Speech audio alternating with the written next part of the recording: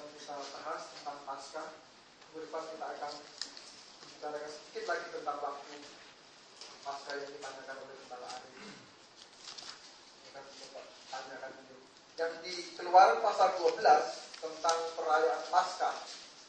Saya akan bacakan saja. Dan Bapak Ibu sudah sekalian mendengarkan, ini ada 28 ayat, saya akan bacakan supaya menyimak tentang perayaan Paskah. Keluaran pasal 12 ayat 1 sampai 28. Berfirmanlah Tuhan kepada Musa dan Harun di tanah Mesir, bulan inilah akan menjadi permulaan segala bulan bagimu. Itu akan menjadi bulan pertama bagimu tiap-tiap tahun.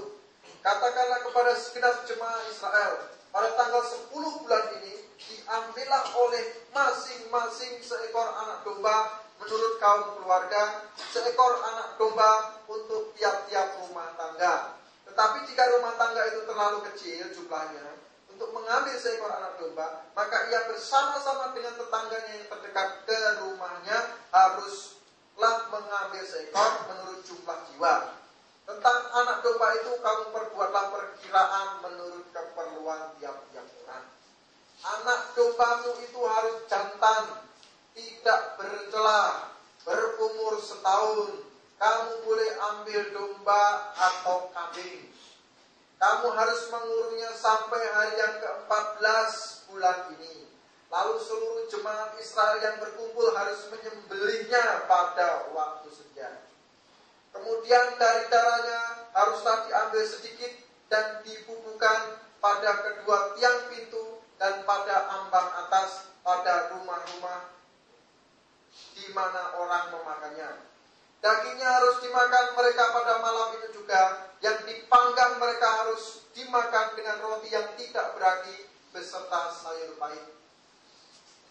Janganlah kamu memakannya mentah atau direbus dalam air. Hanya dipanggang di api, lengkap dengan kepalanya dan betisnya dan isi perutnya. Janganlah kamu tinggalkan apa-apa dari daging itu sampai pagi. Apa yang tinggal sampai pagi kamu bakarlah habis dengan api. Dan beginilah kamu memakannya, pinggangmu berikat kasut pada kasut pada kakimu dan tongkat di tanganmu. Buru-burulah kamu memakannya. Itulah Paskah bagi Tuhan.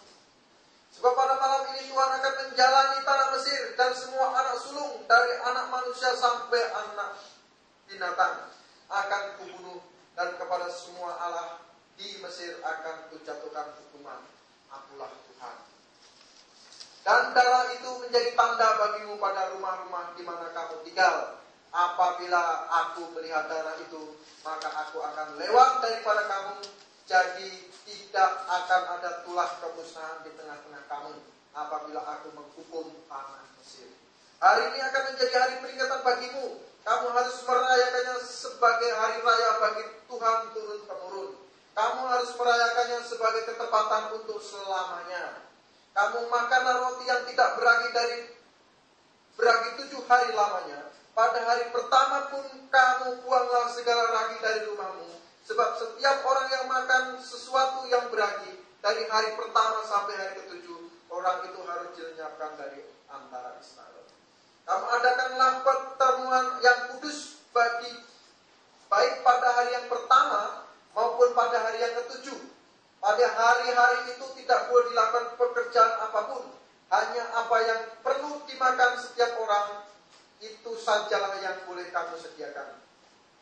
Jadi, kamu harus tetap merayakan hari raya, makan roti yang tidak beragi, sebab pada waktu hari ini juga aku membawa pasukan-pasukanmu keluar dari tanah Mesir. Maka haruslah kamu rayakan hari ini turun-temurun.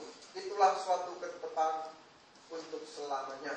Dalam bulan pertama pada hari yang ke-14 bulan itu, pada waktu petang kamu makanlah roti yang tidak beragi sampai kepada hari yang ke-21 bulan itu pada waktu petang.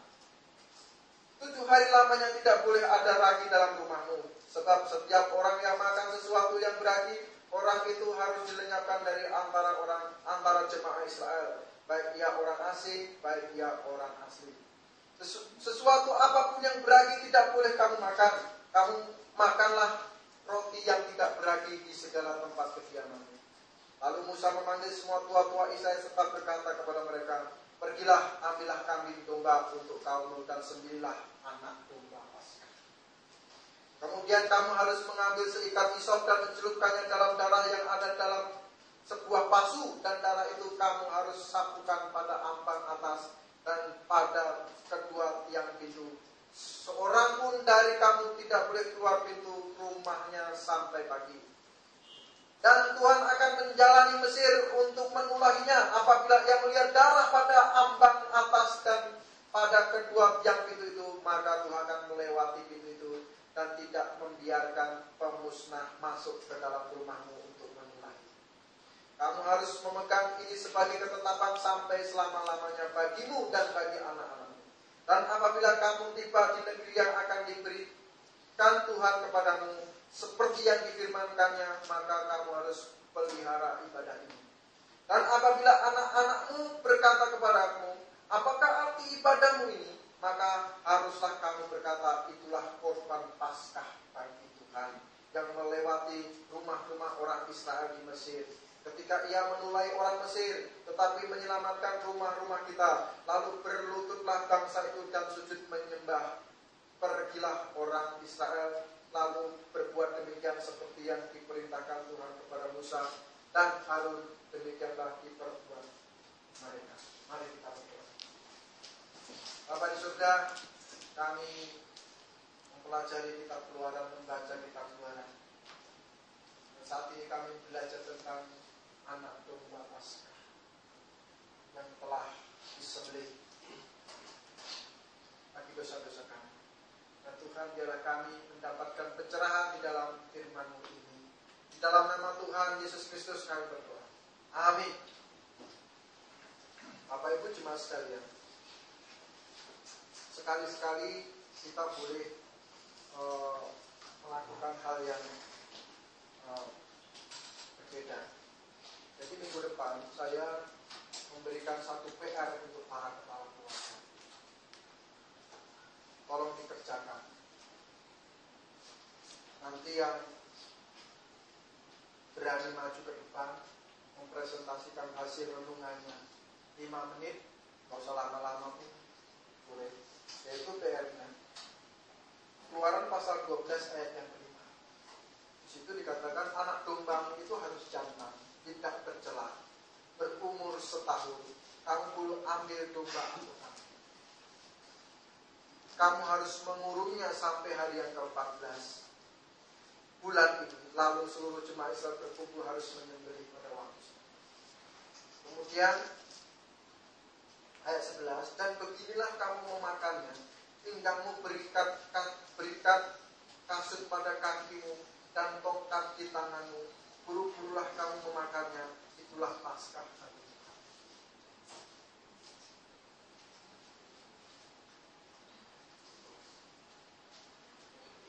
Kemudian ayat 23. Dan Tuhan akan menjalani Mesir untuk menulahinya. Apabila ia melihat darah pada ambang atas dan pada kedua tiang pintu itu, maka Tuhan akan melewati pintu itu dan tidak membiarkan pemusnah masuk ke dalam rumahmu untuk menulahinya.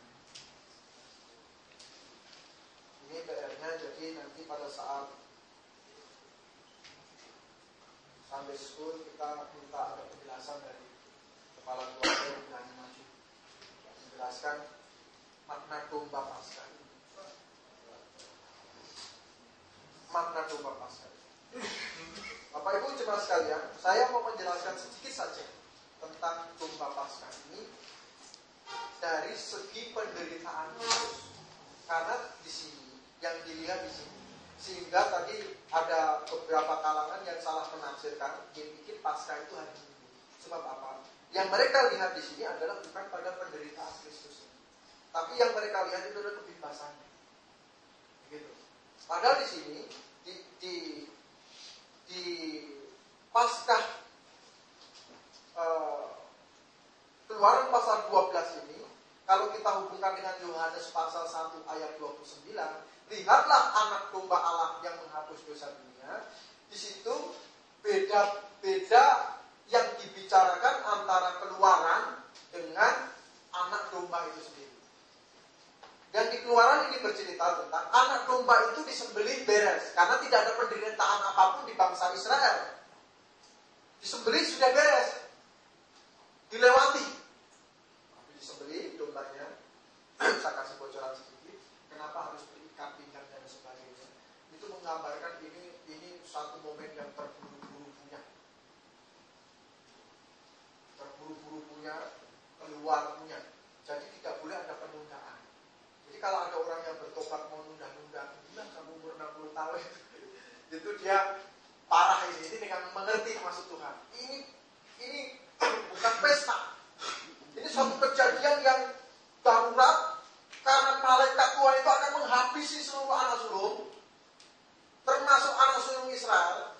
Bayangkan kalau sekarang ini terjadi malam ini, tulah itu siapa yang mati?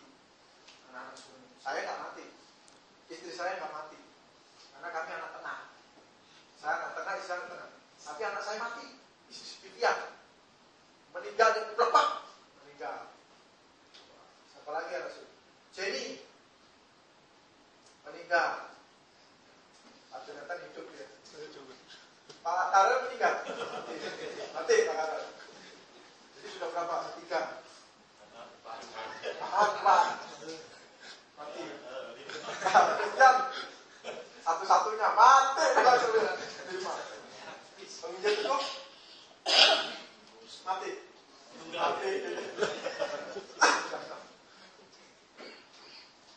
Pasti masih banyak lagi anak kita yang pertama semuanya mati mengerikan. Dan binatang pun yang pelihara burung kenari yang dulu juga mati. Coba gimana ini bisa begitu? Jadi pada saat itu adalah tulah yang sangat mengerikan. Ngeri benar. Kenapa? Kalau itu betul-betul terjadi, itu mengerikan. Luar biasa. Kuburnya sampai gimana kita juga ngerti. Sampai binatang-binatang itu yang sulung-sulung mati. Anak kita semuanya mati. Borong-borong kuburin sapi kita. Anak kita aja sudah stres, kita lihat nangisnya belum selesai. Anaknya mati, cucunya juga mati. Pokoknya setiap keluarga pasti ada yang mati. Nggak bisa enggak. Kalau anak yang 1 mati. Kalau anak yang 2 mati 1. Pasti begitu. Mengerikan sekali. Dalam kondisi seperti Tuhan ingin melihat ada satu keputusan domba korban. Di mana domba korban itu melambangkan Mesias nanti. Domba korban itu harus jantan, tidak bercela, berumur setahun. Kamu boleh ambil domba atau kambing. Kenapa harus umur setahun? Nanti jagain nanti bapak-bapak bisa jawab.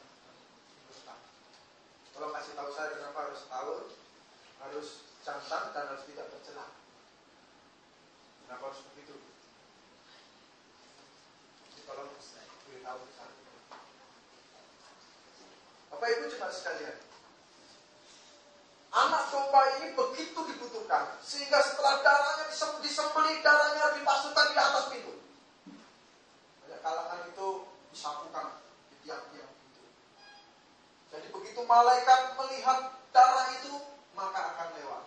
Nah Bapak Ibu cuma sekalian. Jadi malaikat pencabut nyawa ini istilahnya, yang mengambil tulah ini, dikasih wewenang untuk menulah ini. Malaikat yang diambil wewenang untuk menulah ini, itu tidak melihat orangnya.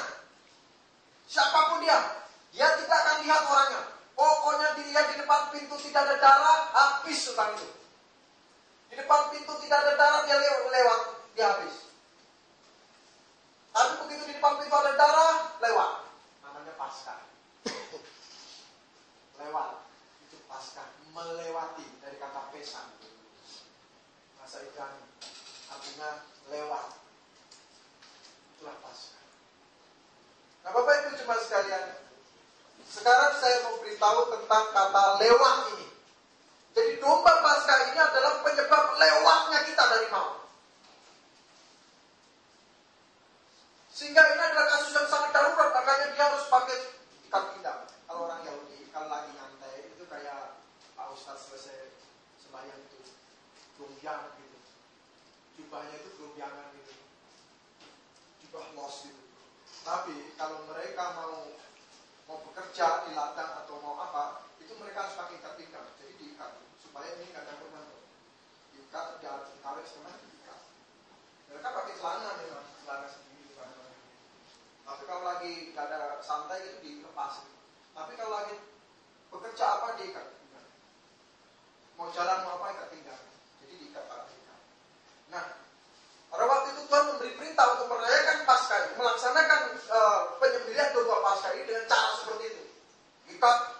dan harus terburu-buru.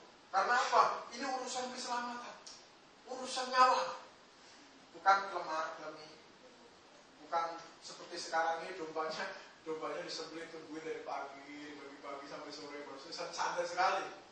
Tapi mereka tidak. Bahkan yang nggak habis dimakan waktu itu bakar langsung. Jangan dijual ke tukang sate. Ya, berarti kalau tukang sate buah jeruannya sama ini tukang sate itu kalau sudah hari raya sembelihan korban itu banyak itu isian dalam sudah hari raya itu katanya tukang sate pesta isian jual lebih dari mana. Bapak Ibu cuma sekalian pada zaman itu langsung habiskan. Kalau nggak habis pada waktu itu bakar. Sudah selesai habis dalam. Mana akan menjalani semuanya itu katanya. Luar biasa. Bapak Ibu cuma sekalian jadi kita lihat di sini. Paskah itu adalah, kalau kita berbicara tentang domba Paskah itu berarti berbicara tentang penderitaan dan pengorbanan si domba korban. Bangsa Yahudi tentu akan bertanya-tanya tentang perintah Tuhan ini. Kenapa dengan domba itu, dengan domba korban itu kok kita bisa lewat? Kita bisa selamat? Apa ini? Rupanya di dalam Yohanes pasal 1 ayat 29 itu menggambarkan Kristus. Maka terus akan ada nubuatan Mesias sampai Mesias itu disalib. Terus sampai zaman Daniel juga bahkan diperlihatkan secara makin jelas. Hingga pada zaman Yohanes Pembaptis berkata, lihat, itulah anak domba Allah. Jadi kita tidak perlu sembelih domba karena dia sudah datang. Bapak Ibu jemaat sekalian, kalau kita melihat ini, melihat pengorbanan dan penderitaan Kristus, maka ketika kita mempercayai domba korban yaitu Kristus disembelih bagi kita, bagi dosa-dosa saya, bagi menebus segala dosa yang harusnya kita tanggung, Tuhan sudah disembelih seperti domba korban yang dibubarkan di dalam perjanjian lama. Maka kita yang percaya sungguh-sungguh itu lewat. Jadi kita dilewati. Makanya orang Kristen berkata, orang yang percaya kepada Kristus berkata, kalau kita percaya kepada Kristus sungguh-sungguh, menggantikan yang sudah menggantikan hukuman yang seharusnya kita tanggung, kita ini pasti masuk surga. Itu kenapa? Karena kita dilewati. Kita ini sudah mengalami Paskah, sudah merayakan Paskah dengan percaya kepada Kristus yang mati di salib. Jadi sehingga ketika kita mati nanti di ujung nyawa kita sudah di ujung dan dipanggil Tuhan, atau kita pada saat Tuhan mau mengangkat kita, Tuhan akan melihat itu ada darah domba di dalam hati. Dia akan melewati. Oh ini tidak masuk neraka. Kita akan dilewati. Itulah makna Paskah. Kita lewat. Jadi malaikat maut itu melewati ketika kita bertobat dan percaya. Tadi di dalam kitab Kolose, di akhir kitab yang dibacakan Bapak Androno, sama-sama kita bagus sekali. Disitulah gambaran. Sekarang ini banyak orang menyebut nama dalam nama Yesus, dalam nama Yesus. Kemarin saya ditanya jawab, kan dia pakai dalam nama Yesus, dalam nama Yesus. Saya bilang itu bisa ditolak. Tapi dari kitab Kolose itu tadi bagus sekali. Dengan perkataan dan perbuatan kita dalam nama Yesus. Artinya apa? Dalam nama Yesus itu terwujud di dalam karakter saya, perbuatan saya. Bukan asal ucap. Mau nabrak, dalam nama Yesus, dalam nama Yesus. Ada orang jahat mau menculik kita, merampok, dalam nama Yesus, dalam nama Yesus. Ditancap ya. Ngangkat kulkas mau jatuh, dalam Yesus, dalam Yesus. Bukan satu dua orang. Bukan satu dua orang. Orang Muslim itu suka ngedek darah Yesus itu seberapa ember, berapa banyak kan? Oh dikit-dikit darah Yesus kita membayar. Mereka tidak mengerti makna anak domba, penyembelihan anak. Bapak Ibu jemaat sekalian, jadi ketika kita percaya itu bukan karena kita rutinitas kita, kekristenan kita, tapi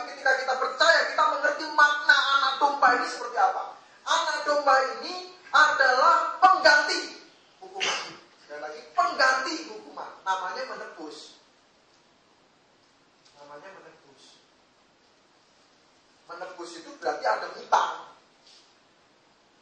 Maka ditebus. Saya hutang apa? Hutang dosa. Dosa saya ini ada hukumannya. Saya tidak bisa menanggungnya. Nyicil pun nggak bisa sebenarnya. Nyicil supaya masuk surga gitu. Pakai apa gitu dicicil gitu. Dengan perbuatan saya nyicil gitu supaya dekat dengan surga, nggak bisa. Yakin nggak bisa. Saya yakinnya saya nggak bisa. Apalagi kita orang Indonesia, nggak bisa. Kalau orang Eropa mungkin masih bisa, orang Jogja bebas. Orang Indonesia, orang Eropa itu kalau nyumbang, selesai dah. Kalau orang Indonesia itu, amin. Orangnya susah-susah ngamen gitu. Tuhan terima kasih. Duit kita lagi banyak, lagi normal, hati kita lagi normal. Kita takut Tuhan. Coba kalau kita nanti nasib kita begitu, anak cucu kita, bantu lah. 500.000. Orang itu mikir, itu 500.000. Saya ngamen sama dia sekali aja 500.000. Ngapain nih?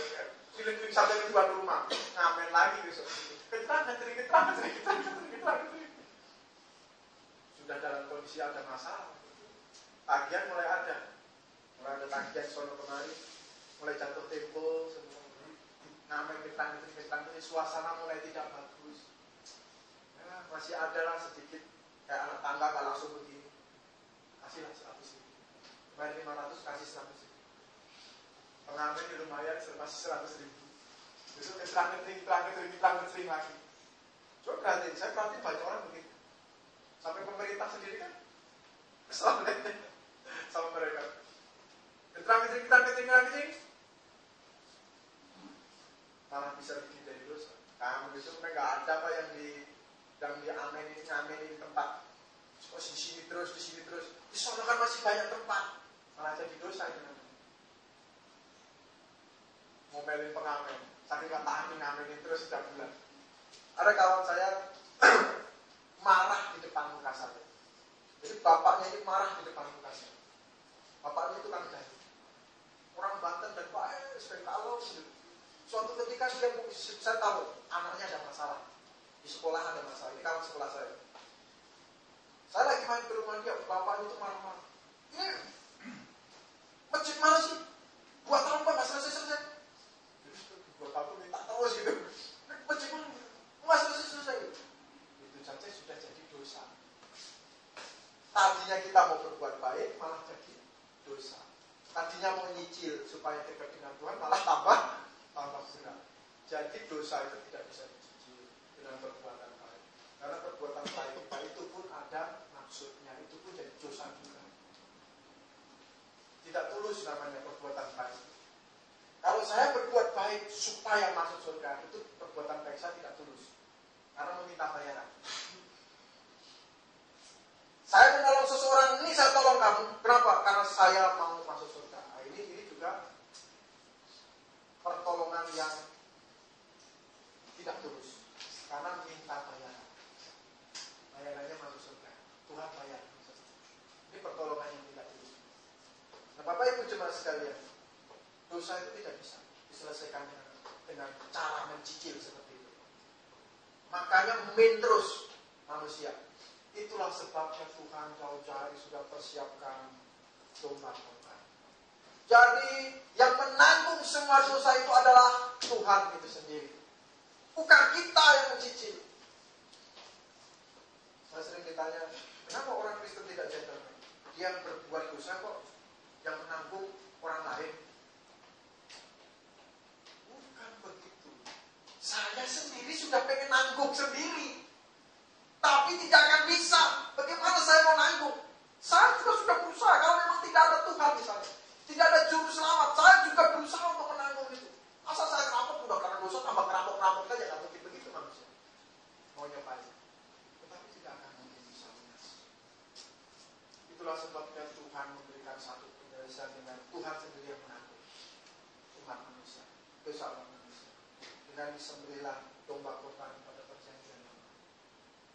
Sehingga di zaman perjanjian lama, ketika mereka menyembelih domba itu adalah lambang dari Mesias yang nanti akan datang.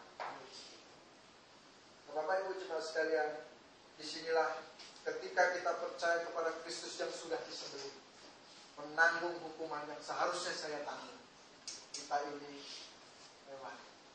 Bahaya, kita dilewati. Itulah sebabnya orang-orang disebut lahir baru. Jadi orang-orang lahir baru itu adalah orang-orang yang sudah diperdamaikan dengan Tuhan. Di mana Tuhan melihat di dalam hati kita, itu bukan kita yang dilihat, tetapi yang dilihat adalah salib yang ada di dalam hati kita. Sama seperti malaikat maut itu tidak melihat siapa ini si orang Israel ini. Apakah ini tokoh ataukah ini bukan. Yang diperlihatkan adalah adakah itu anak doa oleh saudara di tiang pintu. Kalau tidak ada mati. Kalau ada,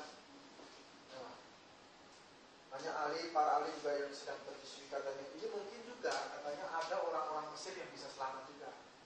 Kalau orang Mesir itu percaya kepada tata cara orang Yahudi. Kalau dia melakukan les juga di depan pasti juga mungkin selamat.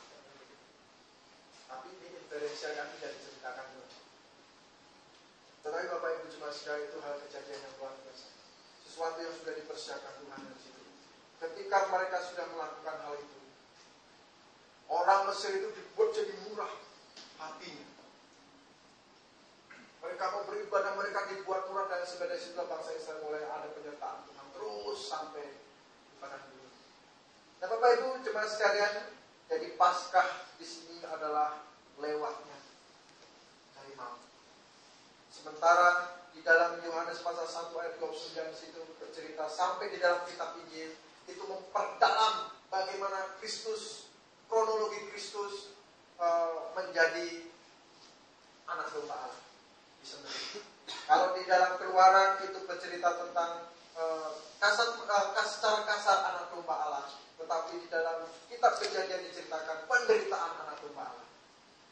Itu menderita. Kalau di sini kan disembelih malah dimakan oleh orang-orang Yahudi. Jadi orang Yahudi tidak menderita, yang menderita kan anak dombanya. Tetapi di dalam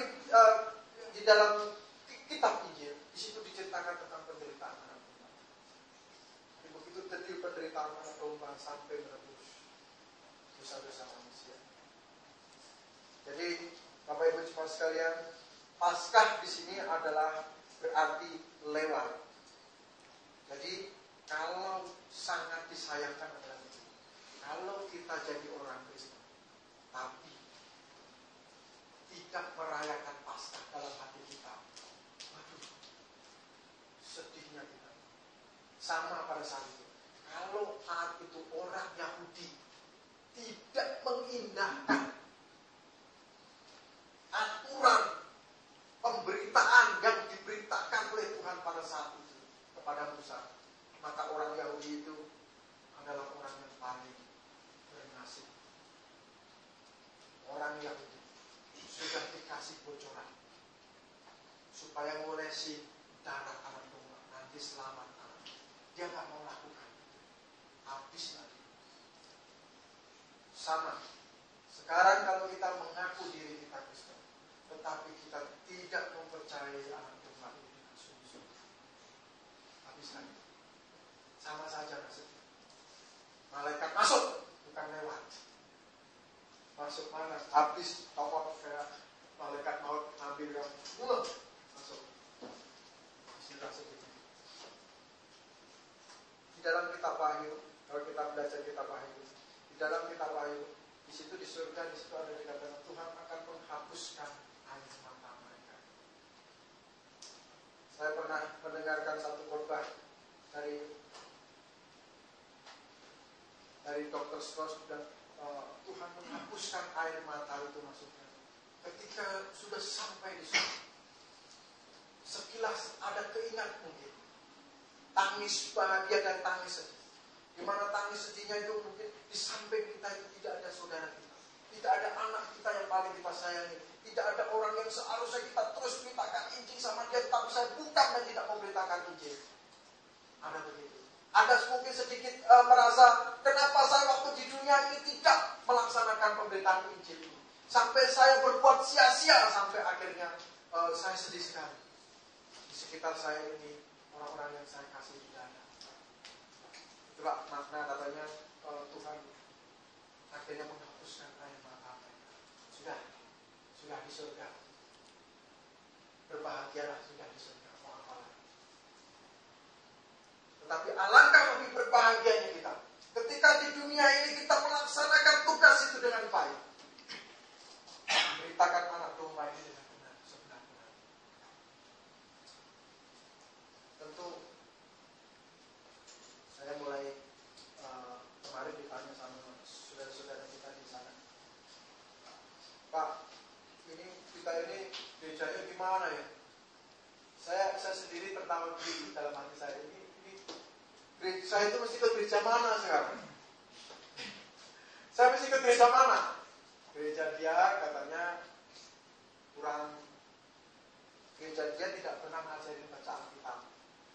Sementara kalau dia masuk gereja karismatik, Pak, teman saya masuk gereja karismatik langsung belajar Alkitab loh Pak, pagi-pagi dia bangun baca Alkitab, terus siang baca Alkitab apa loh. Berarti secara jujur, gereja Bapak dan Ibu ini salah. Lebih baik gereja yang karismatik. Nah tadi dia bilang, Bapak bilang gereja karismatik itu ada salahnya juga. Nah, berarti ada lagi gereja yang lebih benar, gereja karismatik.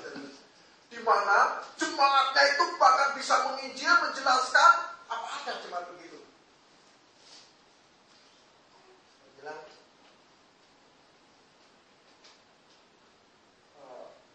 saya ketawa gini itu, mereka itu nggak lihat jemaat kita ini. Bahkan hanya demi satu orang PA, kita seolah-olah bertanya keroyok-keroyok itu dan kita kembali konklusif dulu di sini. Mereka itu nggak ngerti, nggak ada begitu mungkin. Pak, hari ini ada yang PA orang baru, jadi kita keroyok ya supaya kita datang supaya begini. Mana ada jemaat lain begitu? Mereka sendiri bisa bingung gitu. Nah, coba datangin dulu ini, datangin begini. Baru yang lain datangin ini, yang ini datangin lagi. Mana ada lagi begitu? Bapak Ibu jemaat sekalian, mereka orang-orang yang kalau memang belum betul-betul sungguh-sungguh lain, itu mereka belum begitu terbuka. Tapi kita puji Tuhan memiliki jemaat yang kita semua kumpulan orang-orang yang lain. Kita harus mengerti betul tugas kita ini. Memang kita capek, tetapi kita tahu tujuannya apa. Karena nanti di surga nanti kita akan melihat bagaimana Tuhan akan menghapuskan air mata. Di sebelah saya ada istri sudah masuk, sekalipun sudah tidak ada hubungan suami istri di surga, tetapi paling tidak adalah pada saat saya menjumpai seseorang dan seseorang itu adalah istri saya, maka saya akan berbicara Injil kepada dia. Dan kalau saya tidak berbicara Injil kepada dia, maka satu hal yang akan ditanya Tuhan, setiap kali kamu ketemu manusia, siapakah itu? Istri saya, Tuhan. Kenapa kamu tidak beritakan Injil sama dia? Sekarang kamu masuk surga, kamu bisa pada malam beritakan Injil sama dia. Kamu bisa pada saat ajak makan malam sama dia. Kamu bisa beritakan Injil pada saat berkumpul bersama. Kamu bisa ngomong Injil pada saat itu. Pada saat kapanpun kamu mau. Itu maksudnya. Siapa lagi di dekat kamu yang kamu ketemukan setiap hari? Anak saya. Anak kamu di mana sekarang? Padahal kamu bisa memiliki momen yang lebih banyak untuk memberitakan Injil kepada anak kamu dengan cara apapun. Bisa macam-macam. Namanya anak akan ketemunya kan kamu. Siapa lagi? Orang tua saya. Di mana dia sekarang? Disinilah maksud Tuhan. Siapa lagi? Cucu dan lain sebagainya. Itulah dibentuknya satu jemaat. Supaya jemaat ini jangan lalai, jangan lupa untuk terus beritakan Injil kepada orang-orang di sekitar kita yang dekat-dekat. Gak usah muluk-muluk sampai ke jauh-jauh sana. Jauh-jauh dekat-dekat saya sudah banyak. Ibaratnya. Jauh-jauh itu tugas. Dan maaf ini. Itu bensin. Apa? Dan dekat-dekat masih banyak. Ibaratnya begitu Bapak Ibu cuma sekalian. Jadi siapapun itu, ketika kita mengerti anak domba itu, Tuhan akan melihat sampai hati kita, di mana Tuhan melihat darah itu Setelah itu kita akan melihat katanya, dalam nama Yesus itu dalam perbuatan. Bukan dalam nama Yesus dalam ucapan, dalam nama Yesus. Mau sedikit, dalam nama Yesus. Bukan begitu. Tapi dalam perbuatan, di dalam kitab Kolose tadi sudah jelas. Dan kita baca sama-sama. Bapak Ibu Jemaat sekalian, jadi betapa penting pengorbanan anak domba ini. Itu untuk menebus, menggantikan dosa yang seharusnya kita tanggung. Dan di dalam darah Yesus itulah kita beroleh kebebasan atau lewat, sehingga kita pasti masuk surga. Tadi barusan kita membahas masalahnya adalah kalau kita masuk surga, apakah orang-orang di sekitar kita akan masuk surga? Itu juga akan dipertanyakan. Mari kita berdoa.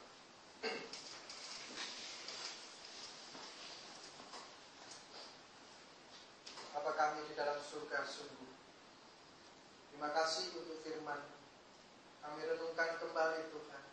Kami pelajari kembali supaya firman ini menjadi perbuatan di dalam hidup kami. Dan dialah pengorbanan Kristus di kayu salib. Itu dapat kami miliki di dalam hati kami sehingga kami bisa lewat dari maut kepada hidup yang kekal. Ketika kami percaya kepada Kristus, kami ditebus, digantikan. Sehingga kami adalah milik Kristus sekarang ini.